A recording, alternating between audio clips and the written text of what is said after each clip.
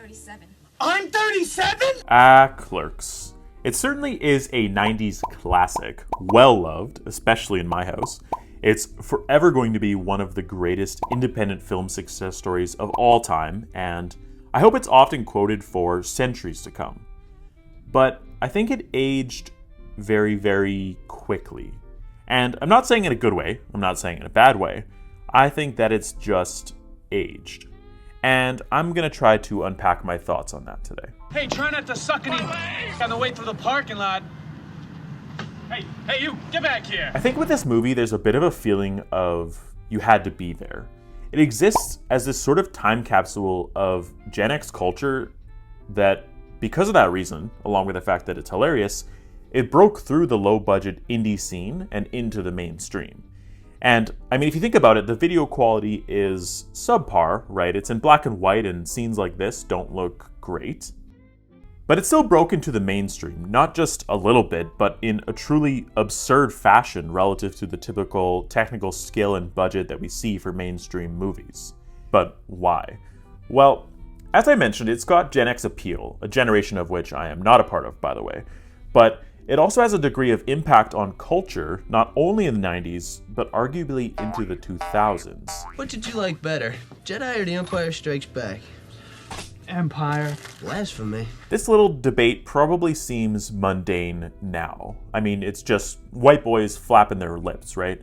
But it's often credited with being one of, if not the first film to show in-depth but realistic debates about Star Wars, and by extension, showing what feels like a real conversation about pop culture in general. Excuse me, I don't mean to interrupt, but what are you talking about? The ending of Return of the Jedi. My friend here is trying to convince me that any independent contractors who were working on the uncompleted Death Star were innocent victims when they was destroyed by the rebels. I mean, the takeaway I get when reading about the history of this movie is that conversations about pop culture in film was kind of an unusual thing, and showing that was, as simple as it might be, it really made people feel like they were being represented in film. And this tracks. I mean, Clerks really masters that 20-something slacker vibe that we would see later on in really some of the most popular movies of the 2000s. You know how I know that you're gay? Oh. You have a rainbow bumper sticker on your car that says, "I love it when balls are in my face." That's gay? Then there's this glass between you and these chicks. They put on a show for you for like $10. What kind of a show? Think of the weirdest, craziest you'd like to see chicks do. I mean, these chicks do it all. And so you could probably imagine that getting there first really does matter for how much something is beloved. And what I mean by this is that you may retroactively feel like this type of storytelling is a little played out because it introduced a conceit in film that would come and go in culture. And so returning to something like Clerks, again, retroactively, you may feel like, oh, hey, I've seen this before. I will never come to this place again. Excuse me? And this feeling is not unusual by any means. An easy example is the TV show Friends. There are plenty of people who watch Friends now, including friends of mine, that might see Friends as unfunny or cringy, maybe even boring. And, you know, I'll save my defense of Friends for a later date, but Why don't you vent? Vent your frustrations. Friends was a massive hit, and while they might not have been the first to do this format, it was so beloved in culture that almost every sitcom that followed extracted a little to a lot of influence from it, all the way from the inception of Friends until we lost the sitcom from the zeitgeist pretty much altogether. Say you vented. Don't you feel better? No. And so what I'm getting at is Clerks did something that was fresh and new, it was a hit, and also tapped into a pretty large subculture that was floored to see themselves in a film. And, you know, saying that out loud, it sounds kind of ridiculous, right? Like, yes, 20-something white guys who don't know what to do with their lives were totally underrepresented. But honestly, like, kinda? This life. This life? Why do I have this life?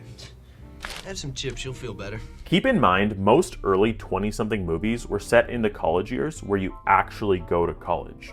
Or, in the late 80s and early 90s, focused on a post-college drift where success maybe isn't as promised as it was once thought. Hate this place. Then quit. You should be going to school anyway. Please, Veronica. The last thing I need at this point is a lecture. But Clerks, meditating on a similar idea, reflected that same growing cynicism by looking at those who never saw college as their ticket to success. there wasn't much in the realm of guys who were slacking off, didn't see a why in college, and were literally just chilling. So this was a slightly exaggerated version of a lot of people's very real lives, and it was nice to see. Hi, Randall.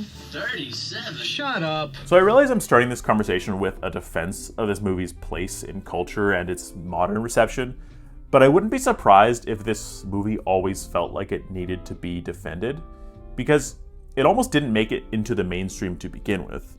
As the story goes, it played to a nearly empty theater at the independent feature film market in New York. On the last day of showing, a producer named Bob Hawke saw it, liked it, and helped get it to the Sundance Film Festival. Kevin Smith and Scott Mosier convinced the devil himself, Harvey Weinstein, to sit and watch this movie until he heard 37? He did, he liked it, he bought it. The rest is history. Not even supposed to be here today. Now, I can talk all day about potentially dated aspects of Clerks, but I do think there are genuinely evergreen aspects to this movie. First, I used to work retail, and if you do that, you've unlocked access to a dimension of existence that you never asked for. It's the one that makes you hate your fellow humans and occasionally makes you want to put your mouth around an exhaust pipe, you know? But hey, that aside, retail is great. This job would be great if it wasn't for the customers. And I do think genuinely everyone should work retail at least once in their life. If not, so you yourself won't be the jackass customer one day, but also because then you understand Randall in this movie. Are either one of these any good? Sir? What? Are either one of these any good? I don't watch movies. And I will say that Randall here is a total asshole, and honestly, this woman doesn't deserve how he treats her. But when you've worked with the public long enough, you really do get this jaded about people. Like, literally this cynical, where everyone who comes to see you might as well have burned your family's crops just because they're ruining your downtime. You mean you haven't heard anybody say anything about either one of these? Nope.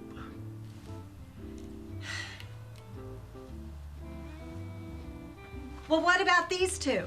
Oh, they suck. But at the same time, I do have so many memories of friends that came and went because of retail jobs, and so Randall is literally insert for what all long-term front-facing retail workers feel, and that's a camaraderie with your coworkers and a hatred of customers. You think you get stupid questions? You should hear the barrage of stupid questions I get. Another thing that crosses my mind is the paradoxically unusual yet relatable subtext of this movie. Because, I mean, no offense to anyone in their early 20s right now, but most of us look back on our early 20s and feel like we were kind of stupid. And I think if you don't, you're probably not growing as a person very much, right? Like, we watch Dante screw up his life by pursuing Caitlin Bree, who cheats on him repeatedly, rather than the one who is essentially down to ride or die for him. You been with Veronica how long now? 7 months. Chick's nuts about you. How long did you date Caitlin? 5 years. Chick only made you nuts, man. She cheated on you how many times? 8.5. 8.5? I mean, sure, she sucked 37 wieners, but who hasn't done that? Come on now.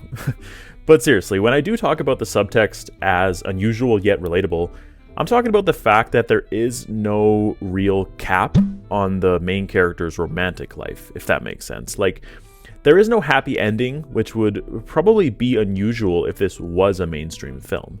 Because when you look at the relationship between Dante and Veronica, you really do see that he is kind of an idiot, you know?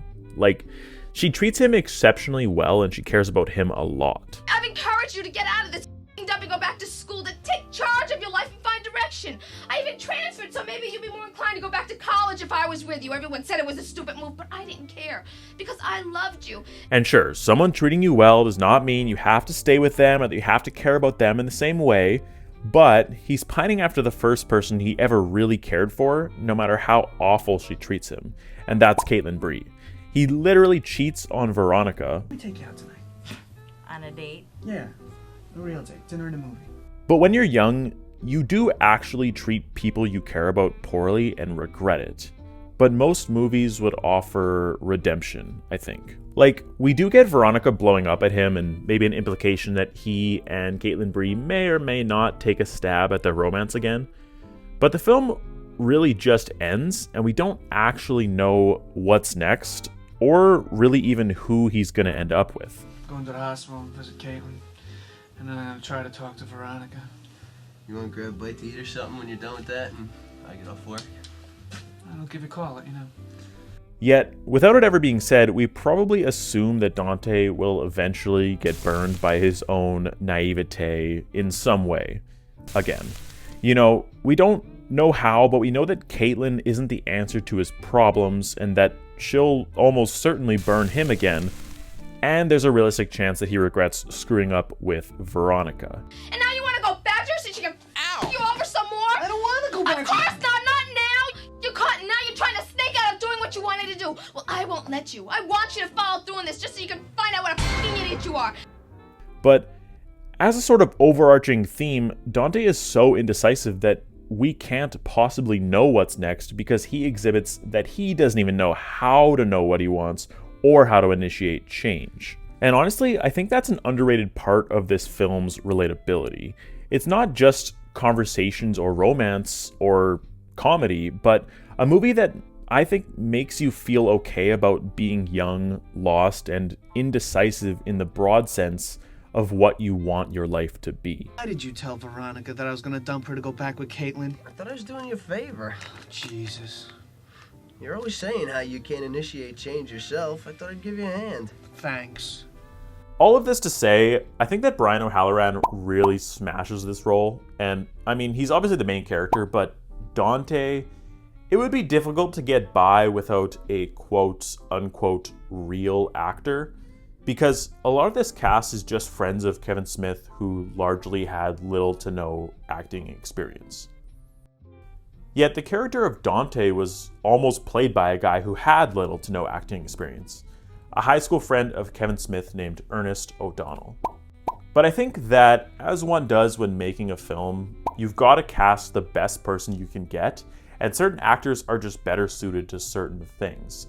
And of course, you do want your main character to bring some chops. And I can't speak to Ernest O'Donnell's chops or potential lack of chops. It's tight. Solid. But really, this does not work without the right Dante, and Brian O'Halloran pulled it off very well. Exceptionally well, really.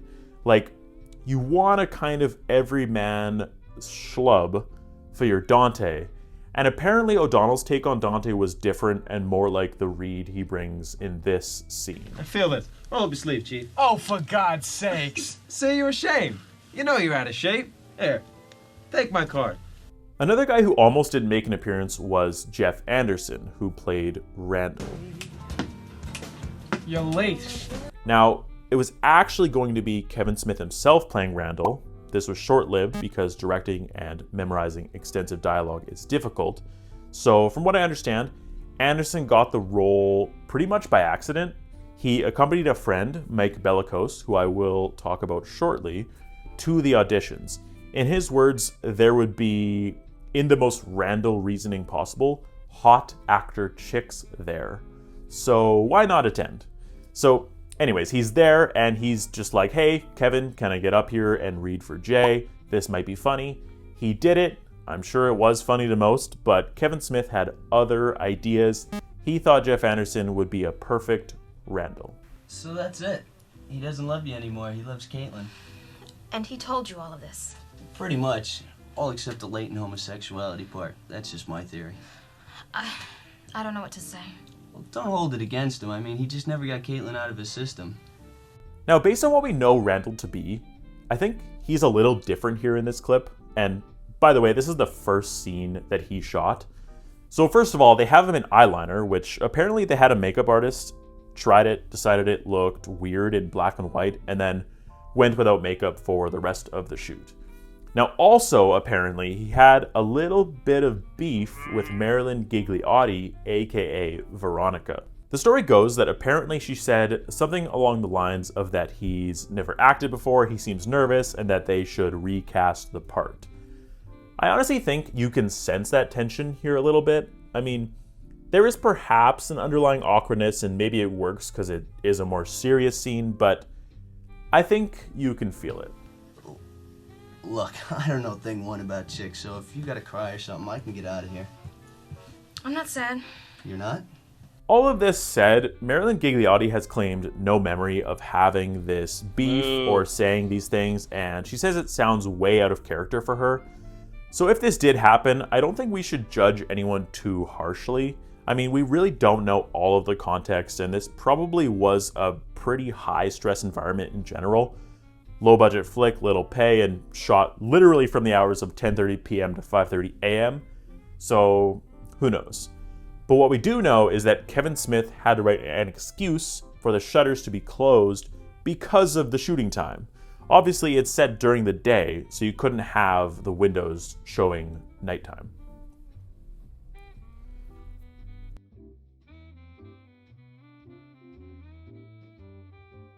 Another thing is that apparently Jeff Anderson really didn't want to say these lines because his parents would watch the movie. Okay, I need one each of the following tapes. Whispers in the Wind, To Each His Own, Put It Where It Doesn't Belong, My Pipes Need Cleaning, All Ticking Volume 8, I Need Your Ass Worship Jobbers, My Nate, Come Clean, Come Gargling Naked. He even approached Kevin and told him that, to which Kevin said, sure, I'll change it. He grabbed a piece of paper from him and he added even more vulgar lines for him to say. Classic. Another person who had qualms with the dialogue was Jason Mewes, who played a guy who, according to the very smart people over at Miramax, was not in photo shoots for the film because he had no commercial appeal. That guy was Jay, of Jay and Silent Bob. Sup, slut?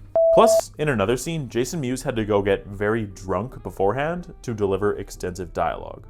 Pack her ass, my good man. Time to kick back, drink some beers, and smoke some weed. Done poisoning the youth for today, huh? Hells yes, whatever that means. Now it's time to head over to Atlantic, drink some beers, get ripped, and hopefully get laid. Now, apparently, Jason Mewes was so stunned by his dialogue throughout the whole film that he basically said to Kevin, who the talks like this? And Kevin literally said, man, this is you. This is exactly how you talk. I wrote you. And despite Jay being ostensibly the same hyperactive, goofy Jason Mewes, he was incredibly nervous to be on camera. And for the record, I can't blame him. It's very hard to act, let alone in front of people. But basically in this scene, everyone involved, with the exception of Kevin Smith, playing Silent Bob, had to go inside for this scene in order for it to be shot. But anyways, he struggled with this extensive dialogue so much to the point that the whole shtick where Silent Bob breaks his silence to deliver wisdom, a theme across other Askewniverse movies, comes from this occurrence. From what I understand, they basically said that Silent Bob will take the remainder of his lines just to get the scene done, and then legend was born. You know, there's a million fine-looking women in the world, dude, but they don't all bring you lasagna at work. Most of them just cheat on you. But a legend almost wasn't born, at least not as we know him. A guy I mentioned earlier, Mike Bellicose, was originally going to play Silent Bob, but when Kevin Smith bumped his own role as Randall, he still wanted to have a larger role in the movie. So he kind of said, hey, I'll get you a different part, and I'll play Silent Bob. Of course, we don't know how Bellicose would have done, but we can say that Silent Bob is a pretty perfect character as is, so Bellicose instead played this part. My girlfriend sucked 37 dicks in a row? The film eventually ends with Dante and Randall having their fight, kind of sort of resolving it, going home. But I guess the original ending was supposed to be that Dante would be shot at the end of the movie. That's shot with a gun, by the way. Something that comes from Smith basically saying that he doesn't know how to end a film, so he came up with that. They even referenced this in Clerks 3. What the hell is this? I added a scene where you get shot. I'm not letting you kill me off in the third act. What if there's a sequel? A sequel? What am I, a hack? Of course, the real ending is just the end of the shift, but it was almost this. Oh, I'm sorry, we're closed.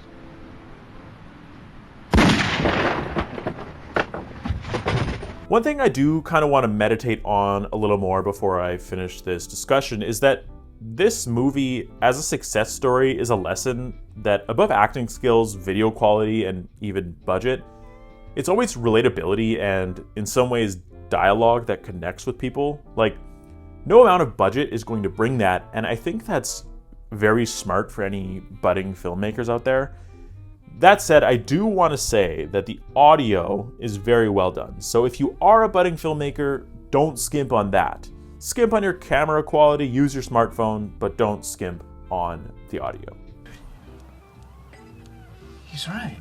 Overall, the movie is such a strong time capsule of life in the 90s, and really, I think it still speaks to 20-somethings who might forgo university, but still feel the pressures of doing something while everyone else around you kind of judges you and even urges you to go to university.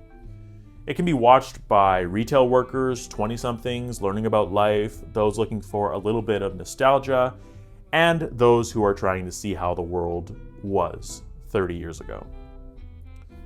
Ultimately, Smith went from broke clerk to major filmmaker in what is a small miracle achieved through the right amount of naivete, stupidity, and talent. He spent all of his money, wrote what he knows, and made a great film.